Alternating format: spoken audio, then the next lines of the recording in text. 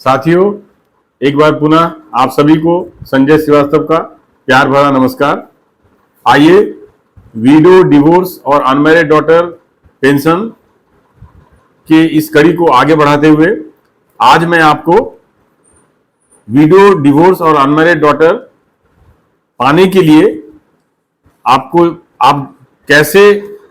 Proceed करेंगे या आप आगे कैसे बढ़ेंगे, आप अपने डिपार्टमेंट को क्या क्या चाहिए, कैसे अप्लाई करेंगे, इस बारे में आपको हम बताते हैं। तो जैसा कि हमने आपको बताया है कि विडो, डिवोर्स और अनमैरिड डॉटर ये कब होता है, जब पेंशनर का डेथ हो गया, पेंशनर की जो स्पाउस है उसका डेथ हो गया और उसके बाद अगर उनके फैमिली में विडो, डिवोर्स या अनमैरिड डॉटर हैं तो वो एलिजिबल होंगे। तो जैसे ही उनके मदर या फादर का डेथ हो जाता है तो जो एलिजिबल डॉटर अप्लाई करेगी वो अपने मदर फादर का डेथ सर्टिफिकेट, अपने मदर और फादर का जो पेंशन पेमेंट ऑर्डर या पीपीओ है, पेंशन से रिलेटेड जो डॉक्यूमेंट है वो देंगी, साथ में अपना आधार कार्ड और पैन कार्ड, इसके साथ एक एप्लीकेशन या दरखास्त अपने डिपार्टमेंट को वो करेंगी, जिसमें वो टोटल ये फैक्ट जो है वो उसमें उनको लिखना पड़ेगा कि हमारे फादर जो है वो डिपार्टमेंट में जो एम्प्लॉय थे वो कब उनका रिटायरमेंट हुआ और उनका कब डेथ हुआ, उनकी मदर का कब डेथ हुआ, ये उस एप्लीकेशन में मेंशन करेंगे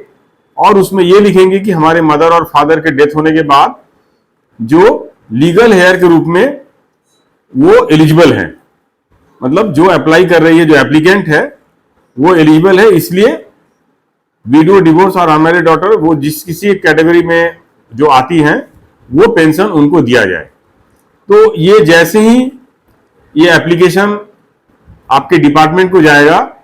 डिपार्टमेंट जो है वो आपका जो पेंशन, आपके फादर का या आपके मदर का जो पेंशन फाइल है उसको निकाल के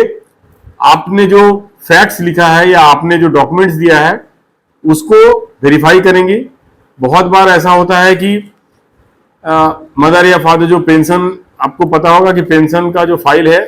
वो बहुत बार अवेलेबल नहीं होता है क्योंकि उसका एक रिटेंशन पीरियड होता है, हर एक डिपार्टमेंट में एक रिटेंशन पीरियड होता है।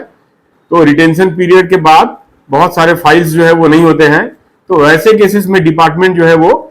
सिविल इंक्वायरी करवाती हैं, अर्थात आपने जो दिया है, जो फैक्ट आपने जो दिया है वो उस फैक्ट का जो है वो वेरिफिकेशन कराती है। सिविल जो अथॉरिटी है, जो हमने आपको बताया था, सिविल अथॉरिटी, अर्थात अगर आप शहर में है तो वहाँ एसडीओ या जो है या बीडीओ है या डीएम है, उनके पास जाता है और वो आपने जो तथ्य दिया है वो वेरीफाई अगर होके आने के बाद अगर आपका क्रेडेंशियल सही है तो आपका डिपार्टमेंट आपको पेंशन फॉर्म जो है वो आपको इशू करेगा और उस पेंशन फॉर्म में बहुत सारे एडिशनल फॉर्म्स हैं, जैसे कि अगर आप जो है विडो सर्टिफिकेट चाहिए, आपको इनकम सर्टिफिकेट जो है वो इनकम सर्टिफिकेट का फॉर्मेट है वो आपको भर के देना है। आपके जो बैंक है, बैंक से एनओसी चाहिए, अर्थात आपकी अगर मदर या फादर जो लास्ट पेंशन ड्रॉ की है उस बैंक में आपका कोई भी पैसा ड्यू नहीं है, ये एक फॉर्मेट है, उसमें बैंक सर्टिफाई करेगी। इस तरह करके उसमें बहुत सारे फॉर्म्स हैं और उसके साथ में हमारा जो पेंशन का जो फॉर्मेट है ये सारा आपको भेज दिया जाएगा। आप इसको फिलअप करके और उसके साथ में जो भी डॉक्यूमेंट्स आपको मांगा जाएगा उसको आप अपने डिपार्टमेंट को भेज दीजिए।